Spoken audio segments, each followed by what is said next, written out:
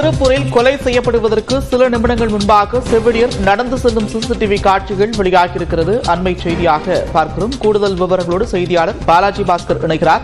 பாலாஜி, விவரங்கள். நந்தா, அதாவது இன்று காலை திருப்பூர் மாவட்ட ஆட்சியர் அலுவலகம் அருகே இருக்கக்கூடிய பூம்புகார் நகர் பகுதியில் பெண் ஒருவர் சடலமாக கிடப்பதாக திருப்பூர் தெற்கு போலீசாருக்கு தகவல் கிடைத்தது. விரைந்து சென்ற போலீசார் உடலை கைப்பற்றி விசாரணை மேற்கொண்ட பொழுது அவர் தனியார் மருத்துவமனையின் செவிலியர் உடையில் இருந்ததால் உடனடியாக அருகில் இருந்த மருத்துவமனைகளில் விசாரணை மேற்கொண்டனர். அப்போது விஜயாபுரம் பகுதியில் இருக்கக்கூடிய பல் மருத்துவமனையில் அவர் செவிலியராக பணியாற்றி வருவது தெரிய வந்தது.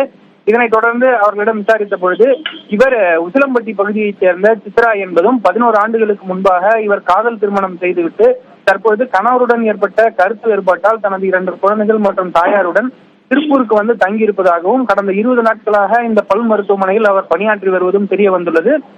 இதனைத் தொடர்ந்து அவரது கணவரான ராஜேஷ் கண்ணா என்பவர் அவரை மீண்டும் சமாதானம் செய்து தனது வீட்டிற்கு அழைத்துச் செல்வதற்காக நேற்று வந்ததாகவும் கூறப்படுகிறது.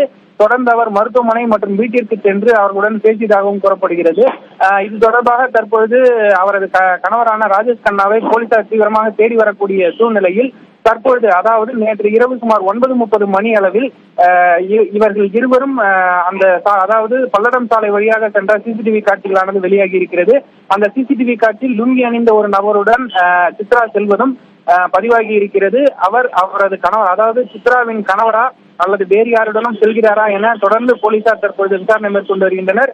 கொலை செய்யப்படுவதற்கு சில நிமிடங்கள் முன்பாக சித்ரா நடந்து சென்ற காட்சியானது தற்போது வெளியாகி அதிர்ச்சியை ஏற்படுத்தி இருக்கிறது. நன்றி பாலாஜி, விவரங்களுக்கு.